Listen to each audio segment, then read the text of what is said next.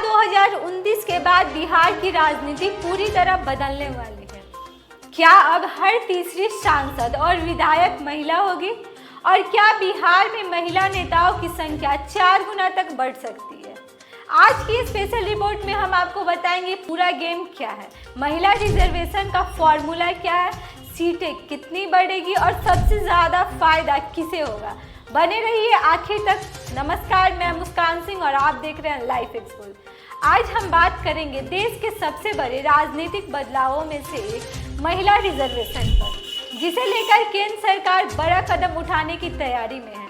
साल 2023 में संसद ने नारी शक्ति वंदन अधिनियम पास किया था, जिसमें लोकसभा और विधानसभा में महिलाओं को 33% आरक्षण देने की बात कही गई। लेकिन यह कानून अभी तक लागू नहीं हुआ है, क्योंकि इसमें शर्त रखी गई है कि पहले नई जनगणना होगी और उसके बाद सीटों का परिसीमन नए तरीके से बंटवारा किया जाएगा। माना जा रहा है कि यह प्रक्रिया 2027 के बाद पूरी होगी, इसलिए 2029 से पहले आरक्षण लागू होना मुश्किल था। अब सरकार इस प्रक्रिया को जल्दी पूरी करने के लिए एक नया रास्ता ढूंढ रही है। सरकार चाहती है कि 2011 की जनगणना के आधार पर परिसीमन कर लिया जाए, ताकि 2029 की लोकसभा चुनाव से पहले महिला आरक्षण लागू किया जा सके। इस मुद्दे पर गृह मंत्री अमित शाह ने कई राजनीतिक दलों के नेताओं के साथ बैठक भी की, ताकि सभी की सहमति बन सके। अब सबसे बड़ा सवाल यह है कि आरक्षण लागू होने पर सीटें बढ़ेगी या नहीं। अगर सीटें नहीं बढ़ती है तो लोकसभा की 543 सीटों में से 181 सीटें महिलाओं के लिए आरक्षित हो जाएगी। लेकिन अगर सरकार 50% सीटें बढ़ाती है तो लोकसभा की कुल सीटें 815 तक बढ़ सकती है और इसमें से करीब 271 सीटें महिलाएं के लिए होगी।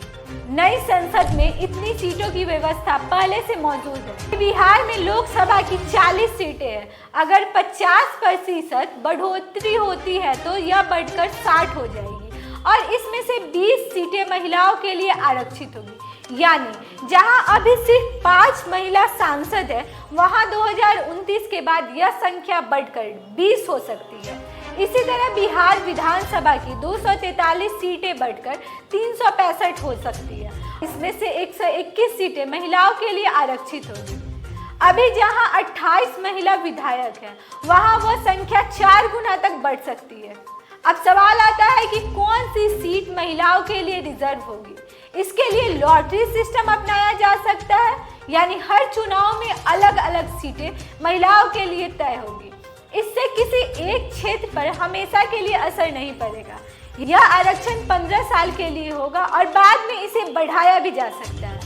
इसके अलावा एससी और एसटी सीटों में से 1/3 सीटें महिलाओं के लिए होगी, इसलिए यह संभव भी माना जा रहा है।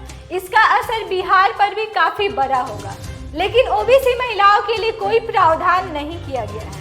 सरकार एक और प्लान पर काम कर रही है, जिसमें सिर्फ आरक्षित सीटों पर ही नहीं बल्कि सामान्य सीटों पर भी महिलाओं को टिकट देने का बढ़ावा दिया जाएगा। अगर ऐसा होता है तो संसद में महिलाओं की भागीदारी 33% से बढ़कर 38 और 40 तक हो सकती है। दरअसल सीटें बढ़ाने की जरूरत भी इसलिए महसूस की जा रही है क्योंकि लोकसभा की सीटें आखिरी बार 1971 में तय की गई थी, जब देश की आबादी बहुत कम थी। आज आबादी 140 करोड़ से ज्यादा हो चुकी है, लेकिन सीटें वही 543 हैं। इससे एक सांसद पर बहुत ज्यादा लोगों की जिम्मेदारी आ सकती है, इसलिए अब सीटें बढ़ाने की मांग भी तेज हो गई है। कुल मिलाकर अगर योजना लागू होती है तो देश की राजनीति में बड़ा बदलाव देखने को मिल सकता है। खासकर बिहार में महिलाओं की संख्या राजनीतिक में काफी बढ़ जाएगी और उन्हें ज्यादा मौका मिलेगा।